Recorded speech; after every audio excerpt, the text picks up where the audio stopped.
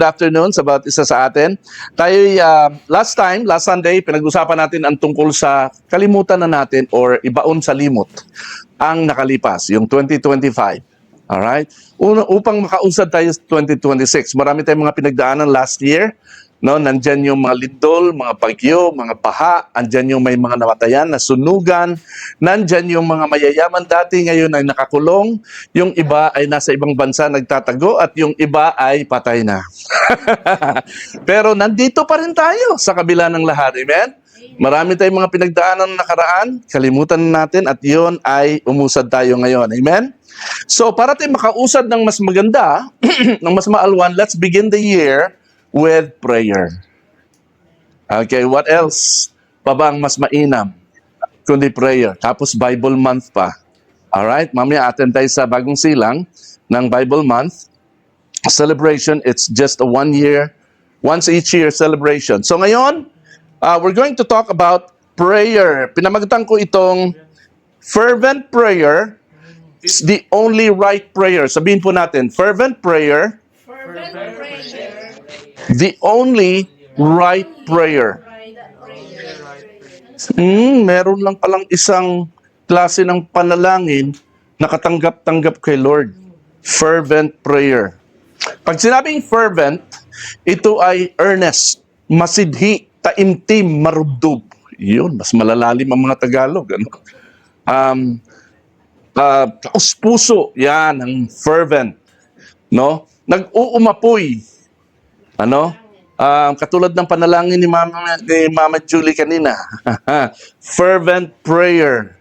No, it involves yourself. It involves your soul, your heart, your whole entire being. Okay? So, yun ang fervent prayer. This is the only right prayer. Okay? Papaliwanag ko kung bakit. So, everyone agrees that prayer is very important to a believer. Kung naniniwala ka sa Panginoon, no? Naniniwala ka na umaagree ka na ang panalangin ay napakahalaga. Okay? So, babasahin natin ang Santiago 5:16 hanggang 18. Confess your sins to each other and pray for each other so that you may be healed. The earnest prayer of a righteous person has great power and produces wonderful results. Elijah was as human as we are. And yet, when he prayed earnestly, ito na yung fervent prayer, ito na yung fervent. Earnestly, he prayed earnestly that no rain would fall, hindi uulan, none fell, for 3.5 years. Hindi umulan ng 3.5 taon. Then, when he prayed again, the sky sent down rain, and the earth began to yield its crops. Let us pray. Panginoon, marami pong salamat sapagkat ngayong araw na ito, kapisan ka namin para amin pong pag-aralan ng iyong salita. Nawa ito, Panginoon, ay mag-guide sa amin sa taong ito upang kami ay magtagumpay hanggang sa huling bahagi ng taon na ito. Salamat, Panginoon, sa oras na ito. Pangunahan mo po ang aming pagtatalakay sa pangalan ni Jesus. Amen and amen. Palakpakan natin ang Panginoon.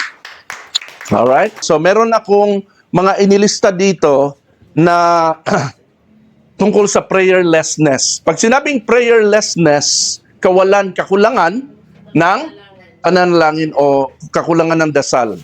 Ano ba daw yung kakulangan? Pag kulang ka sa panalangin, ano-ano yun? No?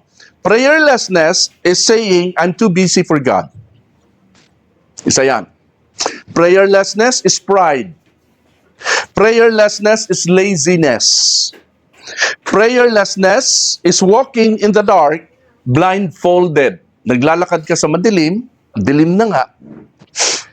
May takip pa yung walking in the dark, blindfolded. Prayerlessness is the fool saying in his heart, there is no God. Yun ang sinasabi niya. Pagka hindi ka nagdadasal o kulang ka sa panalangin, you are as if saying that there's no God. Because if you really believe that there's a God, automatically you will pray. Prayerlessness is wasting time you think you are saving. Akala mo, nagsisave ka ng time, sayang oras, matutulog na lang ako, magpahinga na lang ako. No?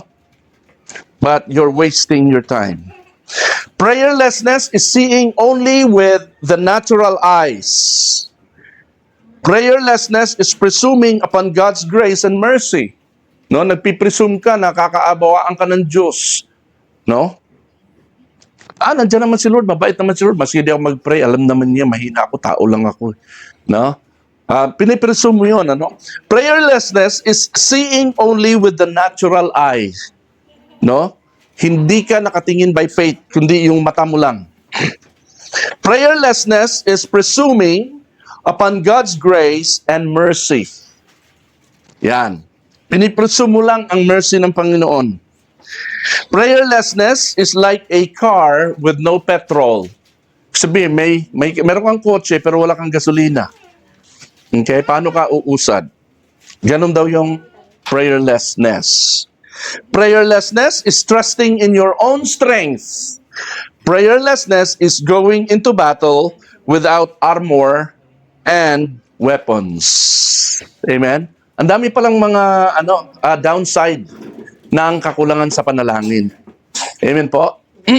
So, yun po yung kawalan ng panalangin. Now, meron akong inilista din dito ng mga tao na sa kasaysayan ng church for 400 years. History of the church.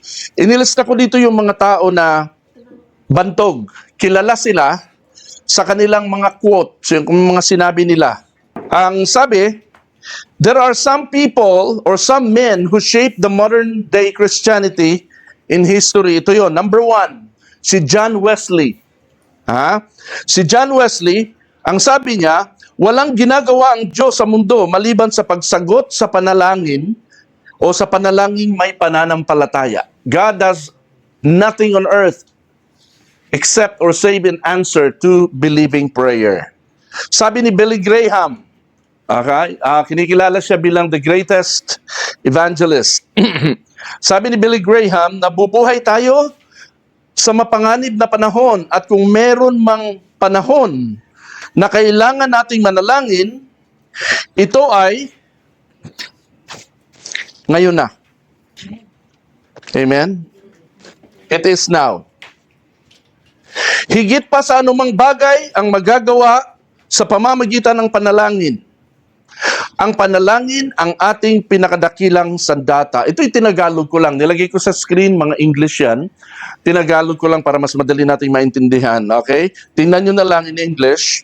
Then, pakinggan nyo in Tagalog. Si Charles Spurgeon, alright? Ang lahat ng kabutihang asal, Kristiyano, ay nakapaloob sa salitang panalangin. Amen? Si R.A. Torrey, ang ating paglago tungo sa wangis ng ating Panginoon at tagapagligtas na si Jesucristo ay magiging katumbas lamang sa oras at pusong inilalaan natin sa panalangin. Si D.L. Moody, Dwight L. Moody, mas kilala siyang D.L. Moody, ang mga taong nag-iwan ng pinakamalalim na marka sa mundong ito na isinumpa sa kasalanan ay ang mga kalalakihan at kababaihan ng panalangin. Ang panalangin ay ang puwersang nagpapakilos hindi lamang sa Diyos, kundi pati sa tao. No? It makes God move when you pray. If you don't feel God is moving, maybe you're prayerless. Andrew Murray, kapag isinara ng iglesia o ng church ang sarili sa kapangyarihan ng panalangin at ang mga sundalo ng Panginoon ay nagkaroon ng kapangyarihan mula sa itaas habang nakaluhod, ang kadiliman ay mayayanig at ang mga kaluluwa ay maliligtas. Si Oswald Chambers, ang sabi niya, hindi tayo inihahatid ng pananalangin sa mga mas mataas na gawain. Amen? Ang panalangin ang siyang mas dakilang gawain. Yan ang sabi niya. Sabi naman ni Martin Luther, siyang founder ng Reformation, ng Protestantism, 16th century. Okay? Siya nagpauso ng Protestantism. Ang sabi niya, sobrang abala ako ngayon, kaya kung hindi ako gugugol ng 2 o 3 oras bawat araw sa panalangin, hindi ko matatapos ang araw na ito. So priority sa kanilang prayer. Si Abraham Lincoln, last week napanood natin ang kwento ni Abraham Lincoln, grabe. Maraming beses na akong napaluhod dahil sa matinding paniniwala na wala na akong ibang mapupuntahan. Di ba? Marami siyang failures. Ang sarili kong karunungan at ang lahat ng tungkol sa akin ay tila hindi sapat para sa isang araw. So yan po ang mga dakilang lingkod ng Panginoon na naniniwala sa panalangin. Ito pong kanilang mga quotes, itong kanilang mga sinabi ay nagre-ring the bell sa buong mundo. Amen? Mga kapatid, lahat tayo ay nagdadasal in our own way. Tama? Sino hindi nagpipray sa atin? Lahat naman tayo nagpipray. Tama? Lahat tayo nagdadasal in our own way. In ways we have been taught how. Alright? Pero hindi lahat ay marunong magdasal ng fervent prayer. Ng earnest prayer. Yung talagang taimtim, marubdob, may alab, may apoy sa puso. Hindi lahat marunong gumawa nun. Alright? Merong 4 na klase ng panalangin. Alam niyo ba yon? Okay? 4 kinds of prayer. Alright? So, ang 4 kinds of prayer, ito po yun. Number 1, ritualistic, routinary, casual, at saka fervent. Yung ritualistic prayer, dasal na paulit-ulit, dasal na kinabisado, dasal done in public. Alright? Yung mga public prayer, yan yung ritualistic. Alright? Sabi sa Mateo 6, 7 hanggang 8, sabi ni Jesus Christ, huwag niyong gayahin ang mga pagano na nagdadasal ng paulit-ulit sa pag-aakalang maririnig, pakikinggan ng Diyos ang kanilang panalangin dahil sa dami ng kanilang salita, huwag niyo silang gagayahin. Ayaw pala ng Lord yung paulit-ulit na banggit ng mga salita. Parang ginagawa natin bingin Diyos. Ikaw ba, pag kinukulit ka, nanay mo, princess, pag humihingi ka ng baon, sasabihin mo sa nanay mo, mapahingin baon, mapahingin baon, mapahingin baon, mapahingin baon, mapahingin baon, mapahingin baon, mapahingin baon. Matutuwa siya. Tutuwa namin. May project kami. May project kami. May project kami. Pahingi. May project kami. Matutuwa. Si Jesus hindi natutuwa kaya sinabi niya sa Mateo 6. Alright. Next, routine prayer. Ito yung dasal bago kumain. Routine na yan. Dasal bago matulog. Dasal pagkagising, dasal pag may problema, dasal pag may kailangan. Routine na yan. Yun naman talaga ang ginagawa, di ba? Routine. Okay, casual prayer. Dasal na impromptu. Hindi pinaghandaan. Basta ikaw tinawag, ikaw yung magpipray. Basta diretso prayer. Dasal na impromptu, dasal na pag prayer time, ikaw yung nakatoka mag-pray, dasal sa program, dasal na binabasa, dasal na kinabisado, dasal na nakagawian. Ito yung mga casual prayer. Ano naman ang fervent prayer? Makibasa ng sabay-sabay? Fervent prayer. Ready? Go. Dasal na nag-aalab, dasal na may luha, dasal na may conviction, dasal na may pag-angkin, dasal na may tagumpay, dasal na nakakahikayat. Yun.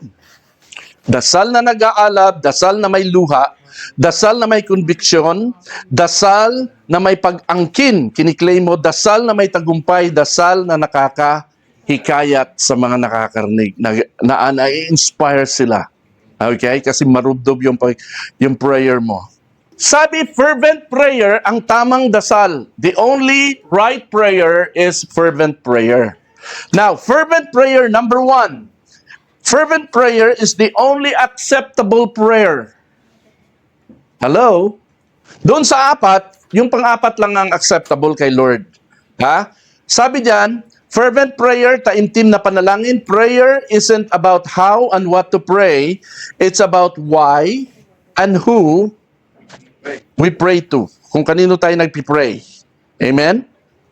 So, alin dito sa apat ang ginagawa natin?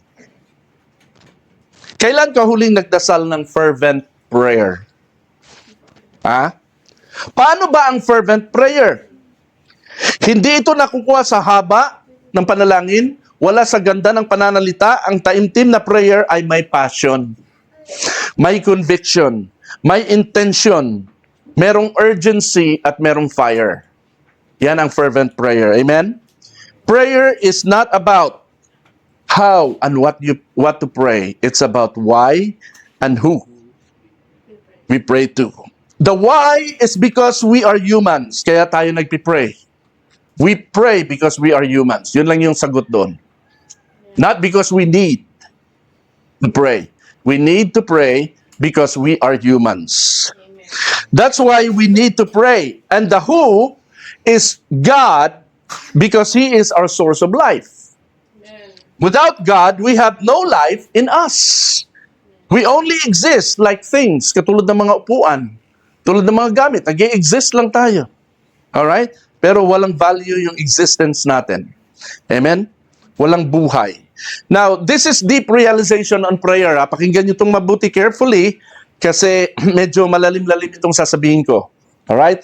Generally speaking, prayer has nothing to do with our way, with the way we pray. Yung habit, paano ba tayo mag-pray? Paano ka ba magdasal? Walang kinalaman yun doon. Paano ka magdasal? Kanya-kanyang habit yan, kanya-kanyang style, may nakapikit, nakadilat, naka-fold ang kamay, may nakahalukip-kip, nakaganon lang, mayroong nakataas ang mga kamay, nakaluhod, nakadapa, nakatuwad, nakahiga, naglalakad, pero nagpipray. Naintindihan natin? Walang kinalaman lahat yan, etc. Walang kinalaman lahat yan. Nag-aantanda, hindi nag-aantanda, walang kinalaman lahat yan sa prayer. Yan ay mga nakagisnan na mga tradisyon, na mga sistema na tinuro ng tao. It has nothing to do with our physical posture and body language when praying. Wala rin kinalaman dito yung prayer list natin ng mga dapat ipag-pray. Meron kang listahan ng mga ipag-pray. Walang kinalaman yun doon sa fervent prayer. Hindi ko sinasabing hindi mo kailangan ng listahan. Lalo na kung si kalimot ka. Sino? Anong pangalan ng ipag-pray natin? Sinabi mo kanina? Nakalimutan. No? Ilista mo na lang. So, kailangan mo yung listahan. So, hindi ko sinasabing hindi mo kailangan ng prayer list. Alright? So, kailangan mo ng prayer list. Ang sinasabi ko lang, walang kinalaman ng prayer items mo sa iyong pakikipag-ulayaw sa may kapal. No? Okay, may prayer list ka o wala, walang kinalaman yon. Huwag tayong nakatuon sa prayer items natin pag nananalangin. Pwedeng nagpipray ka lang ng walang sinasabi. Alam niyo ba yun, pwede ka nagpipray na wala kang sinasabi? Nagpipray ka? Diwa to diwa lang. Diwa mo sa diwa ng Panginoon. Spirit to spirit. Espiritu mo sa banal na espiritu. Yan po yan. God already knew your needs even before you wrote them down and said them in your prayer. No? Kaya yung prayer list, walang kinalaman yan. Bukod dyan, prayer has nothing to do with God Himself. Ulitin ko Prayer has nothing to do with God Himself. Bakit? Kay Lord ka nagpipray, tas walang nothing to do with God. Bakit? Ang sagot dyan, kasi wala tayong issue sa Diyos. At ang Diyos mismo, wala ring issue sa kanyang sarili. So it has nothing, our prayer to God has nothing to do with God. Whether we pray to Him or not, God remains God. Pero tayo, we are nothing if we're not connected to God. Kaya walang issue kay God, tayo ang may issue. So a prayer is just you and the Lord. So ang issue nandito sa atin. So kung walang kinalaman ng lahat ng nabanggit ko dito, anong may kinalaman? Turo mo yung sarili, ikaw, ako. Ikaw, prayer has everything to do with you only. Sabihin mo, with you only. With me only. Just you. Kasi ikaw sa sarili mo, ni hindi mo alam kung nararapat ka ba talaga sa mga sinasabi mo sa panalangin. Hindi mo sure kung kalooban ni Lord ang mga hinihiling mo. Tama? Hindi ka sigurado kung sasagutin ang mga dasal mo. There are times pa nga na confused ka habang nagpipray. Tama? Ha? At madalas, nabablanko ka ng sasabihin. Kaya ang dami mong fillers. Alam niyo yung fillers? Mga takip-butas. Hallelujah, hallelujah. Glory to God. Paulit-ulit, hallelujah, hallelujah. Kasi, nabablanko ka eh. Ha? Nakarinig na kayo mga nagpipray ng ganyan? Alright? Panginoon, Panginoon. Ilang beses, Panginoon. Ilang beses, paulit-ulit yung Panginoon. No? Kada sentence may Panginoon. Alright? So, kasi napablanko ka, fillers ang tawag dyan. Kadalasan din, pag nagpipray ka, ang isip mo naglalakbay kung saan-saan. Ha? Kausap mo si Lord, pero ang utak mo nasa iba. Nasa ibang bagay. Nasa ML. Teka, hindi ko kinakailangan. Manalo ako mamaya dito. Hindi ka nakafocus kay Lord. Ha? Nagpipray ka, pero ang dibdib mo, nagwo-worry. Kausap mo si Lord, pagkatapos nagwo-worry ka, wala kang faith, wala kang trust. Ha? Ganun tayo. Nasa atin lahat ng isyo. At madalas para pa tayong boss kay Lord. Inuutusan natin ang Diyos. Ha? Demanding tayo, Lord, bigyan mo ako nito, ha? Lord, gusto ko to. Lord, di ba sabi mo? Yung mga ganun, ano? Kung mag-pray tayo, di ba? Magkukot pa tayo ng verse niyan para lang ipaintindi kay God, para lang ipaalala sa Kanya na nangako siya sa atin, na may utang siya sa atin, na kailangan niyang tupdin ang Kanyang pangako, kaya ngayon hinihingi ko na ang dapat sa akin. Hello? Demanding sa prayer, ano? Ha? Who you? Tama, who you? Sino ba tayo? Now, ang issue na sa atin, kung makapagdasal tayo, makademand tayo sa Diyos, no? Ay, ganun na lang. But in all these weaknesses of us, God is gracious. God is gracious to us. Anong sabi sa Roma? Pakibasa ha? Mga taga-Roma 8:26. Okay? Sabay-sabay na pakibasa. Ready? Go. Gayon din naman, tinutulungan tayo ng Espiritu sa ating kahinaan. Hindi tayo marunong manalangin ng wasto, kaya ang Espiritu ay dumaraing para sa atin. Para di natin kayang sambitin. At ang Diyos na siyang nakakasiksik sa puso ng tao, ang siyang nakakaalam kung ano ang kalooban ng Espiritu. Sapagkat ang Espiritu ang namamagitan para sa mga hinilang ayon sa kalooban ng Diyos. Amen? Nandiyan ang Holy Spirit. Okay, so yung pinakauna natin kanina, ano nga ulit? Fervent prayer is the only acceptable prayer. Pangalawa, fervent prayer flows only from a clean heart. Dumadaloy lang daw ang fervent prayer pag malinis ang puso. Malinis ba ang puso natin pag nagpipray? So, kung parang walang sagot ang prayer mo, hindi yun dahil sa Diyos. Ha? Ulitin ko. Kung feeling mo walang sagot ang prayer mo, hindi yun dahil kay Lord. Hindi yun dahil hindi sinasagot ni Lord ang prayer mo. Kundi dahil may nakabara. Sabihin natin nakabara.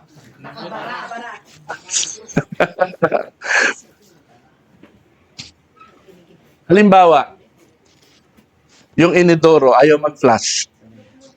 Sira ba yung inidoro? May nakabara.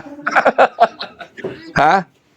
So, dahil may nakabara sa puso mo, anong sabi dito sa Psalm 66:18? If I regard iniquity in my heart, the Lord will not hear me. Ha? Iniquity is kasalanan.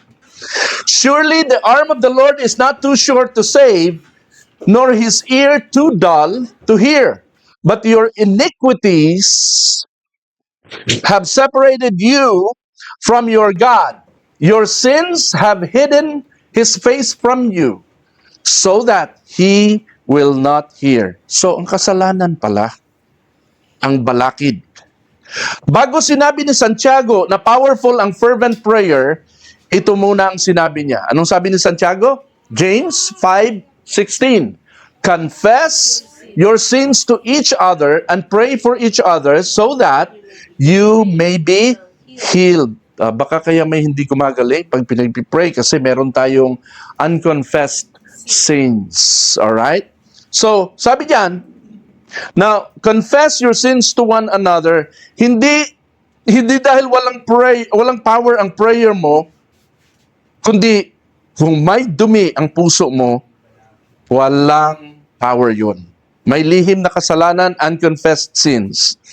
Alam niyo po, sa tradisyong Katoliko po, very convenient ang mangumpisal o mag-confess sa confessional ng lihim na kasalanan.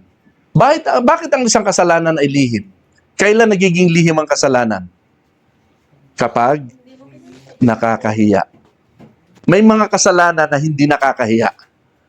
May mga kasalanan na nakakatawa, kasalanan na nakaka-proud, pero ang lihim na kasalanan or unconfessed sins, ito yung mga kasalanan na nakakahiya kasi mai-iskandalo ka. Ito yung unconfessed sins. Ang lihim na kasalanan. So, sa simbahan, sa mga tradisyon, mas convenient mangumpisal ng lihim na kasalanan kasi meron silang confessional kasi kay father mo ikukumpisal yung third party, yung tao. Na pagkukumpisalan mo, hindi masyadong nakakahiya, hindi masyadong jahe, kasi wala naman siyang kinalaman eh. Hindi ka naman niya masyadong kilala. Di ba? Hindi ka naman niya ikukwento sa iba. Alright? So, pwede kang magsabi. At konting penance lang. Alam niyo yung penance? Self-punishment. Gawin mo to, para mapatawad ka. At paulit-ulit na dasal. Nang ipapagawa sa iyo, ayos na. Okay? Feeling mo, forgiven ka na. Pero sa Biblia, iba. Ito ang sabi ng Bible, wala pong ganun. Hindi mo sa pari ikukumpisal, hindi kay father, hindi kay pastor, at hindi rin sa Diyos. Hello? Madalas pag tayo may kasalanan, kanino tayo nangungumpisal? Kanino tayo humihingi ng tawad? Sa Diyos. Alam niyo bang hindi sa Diyos? Dapat humingi ng tawad? Pakibasa yung Santiago 5:6 sa Tagalog dito sa baba. Ready? Go. Kaya nga ipagtapat ninyo sa inyong mga kapatid ang inyong mga kasalanan at ipanalangin ninyo ang isa't isa upang kayo'y gumaling. Kanino daw ipagtatapat o ikukumpisal? Sa kapatid. Kung kanino ka nagkasala, doon ka magsasabi, doon ka magsusori, doon ka babawi. Hindi kay Lord. Hindi mo kinakailangang humingi ng tawad kay Lord. Confess your sins to each other. Kung kanino ka nagkasala, doon ka mag-sorry, doon ka makipag-ayos. Hindi sa third-party priest or pastor, hindi rin sa Diyos. Lord, sorry, nag-away kami ni Sister Tess eh. Sino ba yung Sister Tess? Hindi ganon, hindi ka kay Lord hihingi ng tawad. Dahil kay Lord, matagal ka na niyang napatawad. Ang lahat ng atraso mo sa Kanya, yung mga ginawa mo, ginagawa mo, at gagawin pa lang, ay matagal nang pinasan ni Jesus doon sa krus. Ang problema mo ay sa iyong kapwa, sa iyong kapatid, sa kung kanino ka nagkasala, sa kanya ka maglilinis ng kalooban, sa kanya ka bumawi, sa kanya mo gawin lahat. Sa gayong paraan lamang lalakas ang panalangin mo. Linisin mo muna ang puso mo para pag nag-pray ka, walang bara. Kanino daw tayo mangungumpisal? Sa kapatid. Confess your sins to each other. And then mag-pray kayong dalawa. Nagkapatawaran na kayo, pray for each other. Magugulat kayo, kahit hindi kayo nag-pray ng healing, gumaling ka na lang basta. Pati siya. Kung meron pati yung mga sugat sa puso, gagaling na rin yan. Lahat yan. Amen po ba? Kaintindihan tayo? Parang cellphone charger lang po yan, Kahit fast charger yung charger mo, kung sira ang wire, walang power. Amen? Pag sira ang wire, sira yung daluyan ng kuryente, walang power, hindi siya magcha-charge. Okay? Kahit taimtim ka magdasal, naghalo ang ubo at naghalo ang sipon at ang luha sa kakaiyak mo sa prayer. Kung may unconfessed sins ka sa nakaalitan mong tao, magiging wa-effect ang prayer mo. Ang power pala ng fervent prayer ay nasa clean heart. Amen? Fervent prayer flows only from a clean heart. Amen po? So fervent prayer begins with a repentant heart. Dapat meron kang repentant spirit, repentant heart. Then, pangatlo, fervent prayer can change the mind of God. Aba? Pwede mong baguhin ang desisyon ng Diyos sa magitan ng panalangin. Alam niyo ba, ito lang ang tanging paraan para mo ganun ka-powerful ang prayer. God is the most powerful, but you can even change the mind of God. God is all sovereign. He can execute actions at will. However, God chooses to work with us when we pray fervently. He can be gracious enough and willing to adjust His decisions when we are sincere and earnest in praying to Him. Sa Biblia po, may mga pagkakataong nagpapalit talaga ng isip ang Diyos kapag mataimtim ang pananalangin ng kanyang mga anak. Ito po, nilista ko sila lahat. Ano? Sa Exodo, tingnan natin, bibilisan ko lang ha. Exodo 32, no? Nagmakaawa si Moises kay Yahweh, kaya hindi nilipol ng Diyos ang Israel. Alam mo, lilipulin ng Diyos ang Israel doon sa wilderness. Kasi puro sila reklamo, gusto na nilang bumalik sa Egypt, nagmakaawa, Yahweh, please. Huwag naman, ano na lang sasabihin ng mga Ehipsyo na hindi mo kami naitawid, no? Nagpalit ng isip, sige, hindi ko lang sila lilipulin. Grabe, ano? Ang dami nang pinatay si Yahweh, no? Pero dahil sa prayer ni Moises, nagpalit ng isip ang Diyos. Amen? Sa Bilang chapter 14 verse 20, muli na namang nagalit ng todo-todo ang Diyos sa Israel. Buong Israel ito, 6 na milyones na mga Israelites ito, ha? Papatayin niya sa kakareklamo nila. Teka, Yahweh, wag, please. Ha? Nag-praise na naman si Moises at muli, hindi nilipol ng Diyos. Ha? Now, si King Hezekiah, si Hezekias, sabi ng Lord kay Isaiah, pakisabi mo sa hari ng Israel, malapit na siyang mamatay. Ha? May sakit siya na hindi gagaling, hindi ko siya pagagalingin, mamamatay na siya, ayusin niya na ang palasyo, ang lahat, bago siya umalis kasi kukunin ko na siya. Nako, nag-iiyak, lumingon sa dingding, nag-iiyak, nagsisisigaw si King Hezekiah, at pagkatapos iniwan na ni Isaiah. Habang naglalakad si Isaiah sa palasyo, palayo, sabi ni Lord, Isias, balik ka. Nagbago isip ko. Dudugtungan ko ang buhay ni King Hezekiah. Bibigyan ko siya ng 15 years more. Pagagalingin ko siya. At papapanalunin ko pa siya sa digmaan. Oh, grabe, ano? 15 years. Pwede mapalit ang isip ng Diyos pagka ang prayer mo, paglingkod ka ng Diyos at ang prayer mo ay mataimtim. Ano pa? Si Jonah, hindi itinuloy ang pagwasak sa Nineveh dahil sa taimtim na pagsisisi ng buong bayan ng Nineveh. Ha? Si Abraham, nakipag-bargain siya sa Diyos para wag gunawin. Sana wag gunawin ang Sodoma. Nakipag-bargain siya, sabi niya, Lord, sabi niya, kung meron bang 50 katao, gugunawin mo parang ang Sodoma. 50 katao na matuwid, gugunawin mo. Sige, hindi ko na gugunawin. Kung may 50. Teka Lord, madami yata yun. 45 na lang. Pwede ba kung 45 katao na mabait, hindi mo gugunawin? Sige, 45. Payag ako, hindi na gunawin. May tawaran na ganon. Ha? Lord, madami pa yung 45. 40 na lang kaya. Ha? Huwag mong gunawin ang Sodoma. Sa 40 katao. Sige, hindi ko gugunawin. Lord, 30 na lang. Sige, hindi ko gugunawin sa 30. Teka, paano kung walang 30? Paano kung 20? Sige, hindi ko gugunawin pag 20. No? 10 kaya, Lord. Pwede ba? Huwag mo gunawin pag may 10. Sige, pag may 10, hindi ko gugunawin. Walang 10. Ginunaw.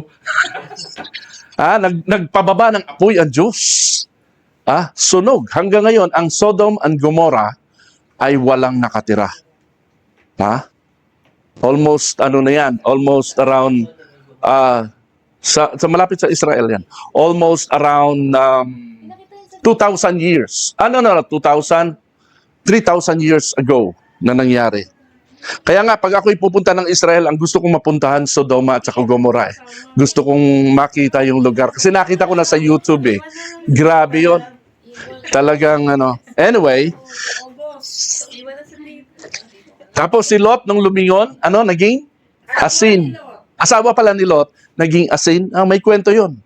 At pati daw yung estatwa, yung asin, nandoon pa hanggang ngayon. Yung tumigas nandoon pa. Gusto kong makita in person, nakita ko lang sa YouTube. Anyway, may mga archaeology na kasi ngayon, high-tech na ngayon, kaya nadidiscover na yung matagal na hindi nadidiscover. Ano pa? Sa Amos, parusa sa Israel, hindi itinuloy ni Yahweh ang pagpuksa sa agrikultura ng Israel. So, lahat ng agriculture, sisirain sa ni Yahweh. At paggunaw sa buong lupain bilang parusa dahil sa taimtim na panalangin ni Amos. Ano pa? Mateo 8, gumaling ora mismo yung anak ng kapitan ng hukbo ng mga Romano dahil sa kanyang pakiusap kay Jesus na may matinding paniniwala. Grabe ito. Pagano to Naniwala kay Jesus Christ na grabe ang paniniwala niya. Sabi ni Lord, grabe ang paniniwala ng taong ito. Kakaiba. Okay, sige, pinagaling siya. Alright, nagpalit ng isip. Alam nyo, hindi sana papagalingin ni Lord yun eh. Pero nagpalit ng isip si Jesus dahil sa faith ng taong yon at sa matinding pakiusap. Isa pa, mga gawa 12, nakulong si Pedro at posibleng patayin siya dahil sa pangalan ng Ebanghelyo, pero dahil sa prayer ng church, inilabas si Pedro ng anghel sa kulungan.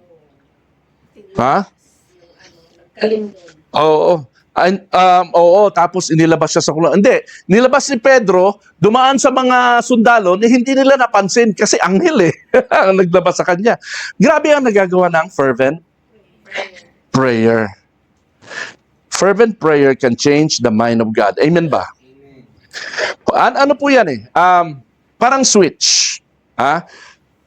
Parang switch lang po yan, Hindi ikaw ang gumawa ng kuryente doon sa switch. Diba may dumadaloy na kuryente yan? Hindi ikaw ang gumawa ng kuryente, pero ikaw nag-activate at nagdi-deactivate ng kuryente. Tama? Ang prayer daw ay parang switch lang. Ganun ang prayer. Hindi tayo ang power source, pero nasa atin ang trigger, ang switch sa power ng Diyos. Yung prayer natin, yun yung switch. Amen? God, everybody say this, God can change His mind with fervent prayer. Pang-apat, fervent prayer unleashes God's power. Nagre-release. Amen ba? Amen. Anong sabi diyan sa James 5:16? The earnest prayer of a righteous person has great power and produces what? Wonderful results. Earnest prayer po plus righteous heart equals highly explosive results. Ang prayer mo magiging powerful kapag earnest na nga yung prayer mo, malinis pa ang puso mo. Amen? Ayan. Kapag maayos ang puso ng nananalangin, walang unconfessed sins, walang wrong motives, no hidden agenda, righteous person yon in the eyes of God. Powerful ang prayer noon. Amen? Ang salitang powerful po sa Greek ay energeo.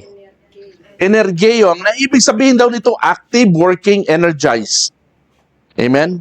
Parang atom na gumagano-ganon. Pag madami yan, mga atom na ganon, sasabog yan. Yan yung atom bomb na masyadong malakas. Okay? Energized yan. Alright? Meaning, fervent prayer is a spiritual force. Only a spiritual force can do the impossible. Amen po ba? Tandaan nyo, tuwing nagpipray tayo, hindi lang tayo nagsasalita sa hangin. We are touching heaven when we pray and heaven moves. No? Kaso madalas, ang problema natin, strategy muna bago mag-pray. Ano ba strategy natin? Connection muna bago mag-pray. Diskarte muna bago mag-pray. Effort muna bago mag-pray. Gawan muna ng paraan bago mag-pray. Pag may sakit, gamot muna bago ipag-pray. Di ba ganun kadalasan natin? Pag nagka-problema, isip muna ng solusyon. Teka, isip muna, ano bang gagawin natin? Diskarte nga natin bago mag-pray. Pag ganun yan, kung talagang powerful ang prayer sa atin, Bakit last option natin ito? Amen? Dapat yun ang unang gagawin. Para ililid tayo ni Lord sa dapat, sa kung ano yung paraan na kalooban ng Panginoon. Kung naniniwala tayo na ang best remedy ay prayer, yun dapat ang inuuna natin sa lahat ng ganap. Dapat pray muna bago ang lahat. Amen. Hallelujah. Palakpakan natin si Lord. Yan, wala si Javen dito. Sinali ko siya dito eh. Dapat nandito siya. Wala yung mag-iina, sakto. Alright, si Javen ay operado sa puso. No? Major heart, ano ba yan? Surgery. Open heart surgery sa heart center. Isang baby, isang bata. At 4 sila daw sa kwarto. 4 nga ba? 5. 4 sila sa kwarto na may pare-parehong kondisyon o operahan sa puso. Yung 3 nauna namatay sa operasyon. Si Javen na ang kasunod. Ang sabi ng doktor, Mami, pray muna tayo bago natin dalhin sa operating room. Nag-pray yung doktor. Yung babaeng doktor. Si Javen buhay. Amen? Successful ang operation. Yung 4 na barbula, 4 na ugat na supposed to be nakakonekta sa left ventricle ba tawag dito, left side ng heart, ipinanganak siya na dito nakakabit. Kaya mahina ang puso niya at baga niya. Kinakailang putulin lahat yon, biyakin ang dito niya, putulin lahat yon at ilipat sa kaliwa. Amen? Purihin ang Panginoon. Nagawa with prayer. Amen? Doon lang daw nag-pray yung doktor. Doon sa 3, sayang. Hindi kasi nag-pray. Iba ang doktor. Kaya nga, wala nga prayer eh. Buti nga nilid ng Lord na itong doktor na ito na prayerful. Amen? So, fervent prayer unleashes God's power. Not only changes God's mind, it unleashes God's power. Ako iniisip ko noon, baka talagang hindi nilaan si Javen para mabuhay kung kukunin to ng Lord. But God can change His mind. Baka yun na talaga yung plano. Kasi in the first place, bakit mali ang lokasyon ng kanyang mga ugat? Baka yun na talaga yung plano. Pero when you pray, amen, God can change His mind. God's power can be released. Amen? Yes, palakpakan natin si Lord. Number 5, fervent prayer showers God's grace. Amen po ba? Binubuhos niya ang kanyang biyaya. Kung hindi ni Lord papagalingin sa prayer ang may sakit, kung hindi niya susolusyonan ang problema na ipinagpipray mo, manifestation yan na may mas mataas na layunin ang Diyos sa sitwasyon mo kaysa kagalingan mo. Naintindihan natin? Pag hindi ka pinagaling ni Lord, hindi tinugon yung problema mo sa pera, sa pamilya mo, no? Kaimtim kang nagdasal, manifestation yan na may mas matayog na plano si Lord kung bakit nagkaganon ang sitwasyon mo. Naintindihan natin? O kaya yung solusyon sa problema mo. At dahil nag-pray ka, bibiyayaan ka niya ng lakas at gabay para masunod mo ang kalooban niya sa pinagdadaanan mo. Amen. Nasusundan natin? God's grace will be on you. My grace is sufficient for you. Ha? Yun. Bigyan ko yung 2 example. Kita nyo dyan? Yan, 2 example. Si Jesus. Sa book of Luke 22, si Jesus Christ sa Garden of Gethsemane, nagpray sa Ama na kung pwede sana, wag na niyang pagdaanan ang hirap ng krus sa Kalbaryo. Let this cup pass over me. Pagpasin mo na lang to, wag na lang ito. Sa Kalbaryo. Nag-manifest doon yung physicality at kahinaan ng laman ni Jesus Christ. Hindi kalooban ng Ama ang request na yon. Kaya biniyayaan o binigyan siya ng lakas para masabi niyang, your will be done, not mine. Di ba sabi ni Jesus yon?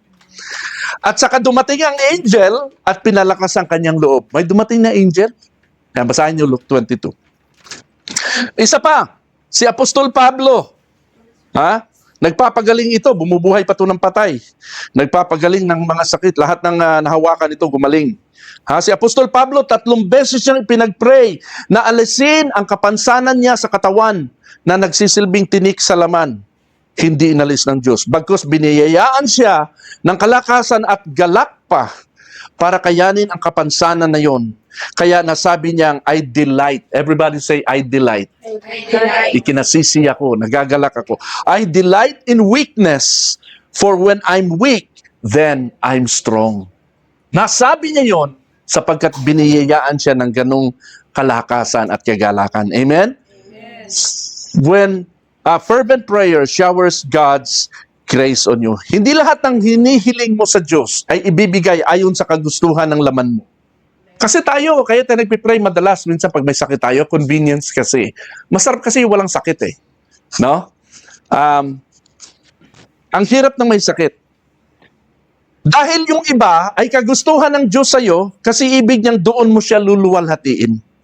Katulad itong dalawang great names na ito. These are the biggest names in the Bible. No? Jesus Christ Himself and the Apostle Paul. Alright? Hindi tinugon yung prayer nila.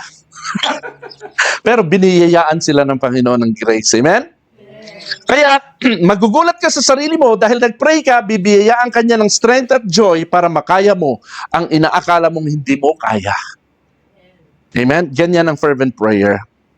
So, pang-anim, fervent prayer is for ordinary people.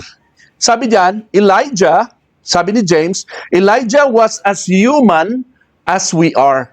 Meaning, hindi siya superhuman. Ang kanyang pagiging isang propeta ay vocation lamang. Si Elijah kasi prophet, no? Propeta. Parang pastor. Vocation lamang yan, ministry lamang, pero tao pa din siya tulad natin. Amen? Hindi siya superhuman, hindi siya anghel, hindi siya perfect. Ganon si Elijah. Amen po ba? Amen. Nagkaroon din siya ng fear. No? Kung babasahin niyo ang kwento ni Elijah, nagkaroon siya ng fear, nagkaroon siya ng depression, na-discourage siya. Pero bakit powerful ang prayer niya? Because he prayed earnestly. He prayed fervently. Amen? So, ang original Greek ng he prayed earnestly is he prayed intensely, persistently, and passionately. Kung ginamit ng Diyos si Elijah noon, kaya ka rin gamitin ng Lord ngayon. Kahit may mga kahinaan ka, kahit may karamdaman ka, pwede kang gamitin ng Panginoon. Parang susi lang yan eh. Sabihin natin susi. Maliit lang ang susi, di ba? Maliit lang, ganun lang kaliit yan. Pero kaya nitong magbukas ng malalaking pinto. Amen? Kaya niya magbukas ng malaking pinto. Alright? Now, at isang susi lang ang pwedeng magbukas sa isang pinto. No? Duplicate lang yung iba. Pero isang susi lang yan. Ganun ang prayer mo. Maliit ka lang, simple ka lang, pero powerful ka sa kamay ng Diyos. Pag ang Diyos na may hawak sa'yo, bilang susi, ikaw ay isang susi ng Diyos para ang mga tao ay makakilala sa Kanya. Amen. No? Kahit hindi ka masyadong maalam, hindi ka magaling magsalita, pag ginamit ka na ng Lord, dahil prayerful ka, susi ka para mga tao makakilala sa Panginoon. Alam niyo po, hindi lahat ng tao magaling magsalita. Pero may mga taong magaling mag-invite. May mga taong magaling mangumbinsi. One-on-one. Naintindihan natin? So, yan. Susi ka. Sabihin mo sa iyong katabi, susi ka. Susi ka. Ng Diyos. Susi ka ng Diyos. So, stop saying, Pastor, or pastor lang ang malakas magdasal. Tama ba yun? Pastor lang ba malakas magdasal? Hindi ako spiritually. Hindi ako katulad nila. Hindi ako prayer warrior. Hindi ako magaling magdasal. Start saying, I'm a praying believer. I'm a child of God. My prayer matters. Amen ba? Amen. Ang huli, ito ng last. Fervent prayer produces visible results. Amen po? It produces visible results. Maybe now, maybe later, in God's timing. But it produces visible results. James 5:17-18. Pakibasa, sabay-sabay ha. Lakas. Ready? Go. He prays earnestly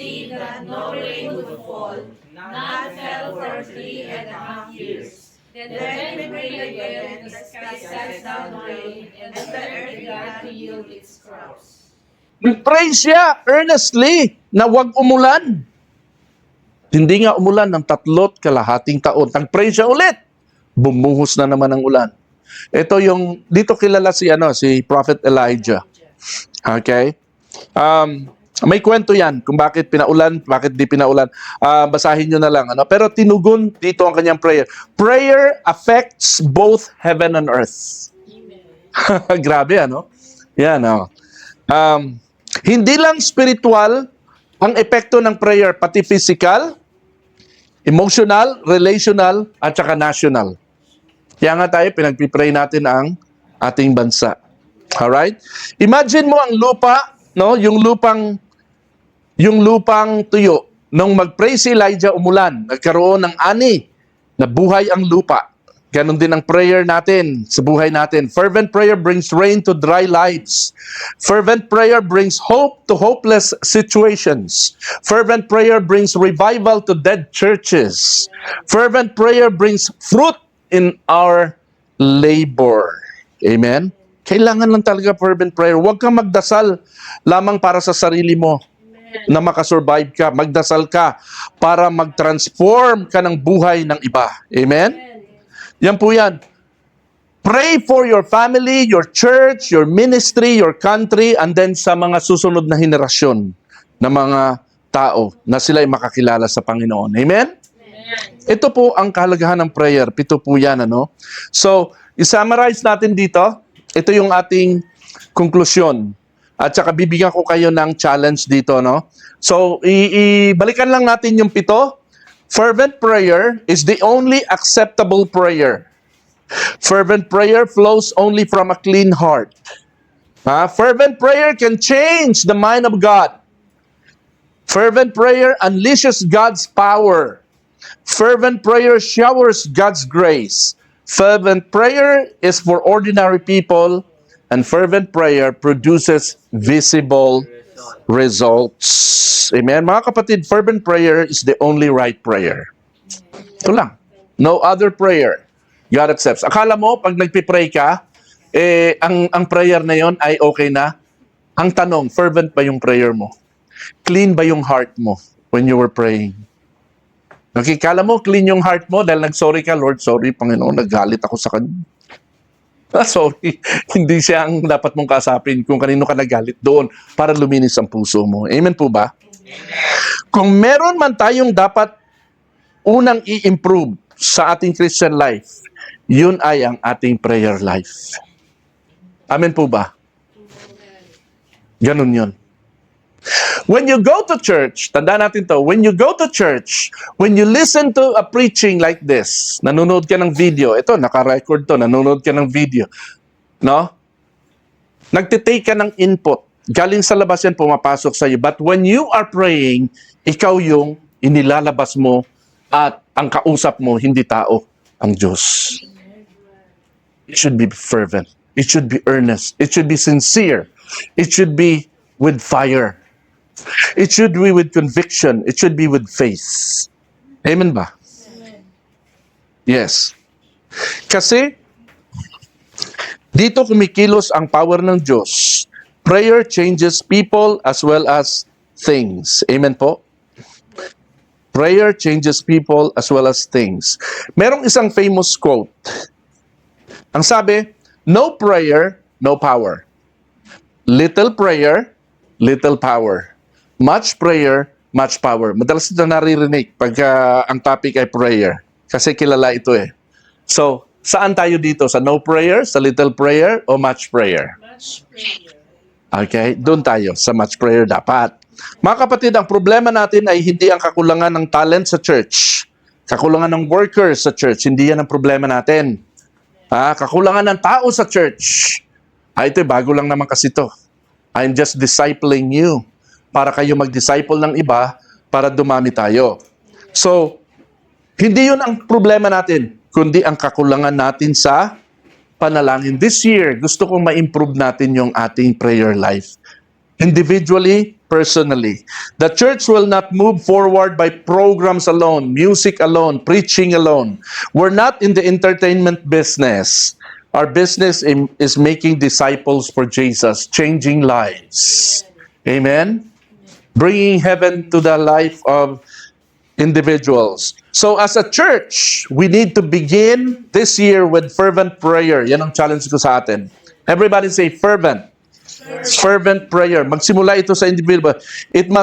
We must practice this fervent prayer in our church. Pag may pinaglilid tayo dito ng prayer, make it a point na fervent yung prayer mo. Make it a point. Pag alam mo ikaw yung nakaschedule na mag-pray, make it a point na wala kang nakaalitan, malinis ang heart mo, and you know for a fact na when you pray, God is glorified. Amen? And first, you need to do this also in your personal life, in your personal time. Final challenge, ito na. From routine prayer, casual prayer, occasional prayer, let's move on to fervent prayer. Casual prayer to passionate prayer. Occasional prayer to consistent prayer. Amen? Kung gusto mo talagang makita ang power ng Diyos sa buhay mo, sa pamilya mo at sa church mo, learn to pray fervently. Because fervent prayer changes everything. Including God. Only fervent prayer can change God's mind. Father, we thank you for your message. Thank you for your word. Nawa, Panginoon,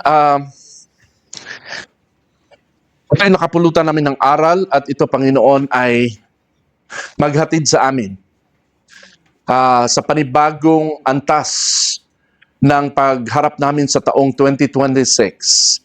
Marami kami mga gagawin, marami magaganap this year, Panginoon, sa church namin, sa family namin, sa personal life ng individual members ng church na ito, sa bansa namin, sa komunidad namin, dito sa Kingstown. Lord, marami magaganap, Panginoon, this year. Aside from that, meron pa kaming personal mga work namin sa buhay, mga nagtrabaho, mga personal life namin, Panginoon, mga loved ones. Marami, Lord God. Panginoon, kailangan namin mag-pray. We need, oh Lord, to fervently talk to you. Lord, because you work with us. You have chosen to work with us. Hindi mo kami ginawang robot, Panginoon, na ikaw na lang ng ikaw ang nasusunod all the time. Nakikipag-interact ka sa amin. That's why you taught us to pray. When Jesus came here, He taught His disciples, this is how you should pray. So, kalooban mo talaga, Panginoon, na mag-pray kami. But iba yung just ritualistic, routinary, casual prayer sa fervent prayer, Lord God. Nakita na namin na napakaraming mga instances na iba ang galaw mo. Iba ang tugon mo sa fervent prayer. Maraming salamat, Panginoon. Hayaan mo ang bawat isang maabot ng tinig na ito ay matouch ang kanilang puso. Hayaan mo sila, Panginoon, makakilala sa iyo sa pamamagitan ng mensaheng ito at malapit sila sa iyo. Baguhin mo ang buhay ng mga tao, Panginoon, na naabot ng tinig na ito. Let the blood of Jesus Christ cleanse their hearts. Let your power, Lord, move in the lives of each and every individual that hears the message today. This year is the beginning of the year. 12 months to face. Lord God, marami kami, malayo pa ang aming raratingin. Di namin alam kung kukunin mo na kami at any month now. Kukunin mo na kami at any time. Lord, we don't know. Kailangan namin isoak ang aming sarili sa panalangin sapagkat at any time sa iyo kami babalik, Panginoon. Lord, hayaan mo, Panginoon. Hindi na ako mananawagan, Lord God, ng pagtanggap sa iyo. Alam kong mga naabot ng tinig ngayon, lalo na yung mga nandito, yung mga bago, they have come to believe you. I know that in my heart. Naniniwala na sila sa iyo, Panginoong Jesus. Lord, bigyan mo pa sila ng grace sa kanilang buhay na makilala kanila ng lubusan. I hope and pray that they will continue to hear your word because your word can change our lives. Maraming salamat sa iyo, Panginoon. Pinupuri ka namin at tinataas ka namin sa araw na ito, O Diyos. Sa iyo lahat ng kaluwalhatian, Ama, sa pangalan ni Jesus. Amen and amen.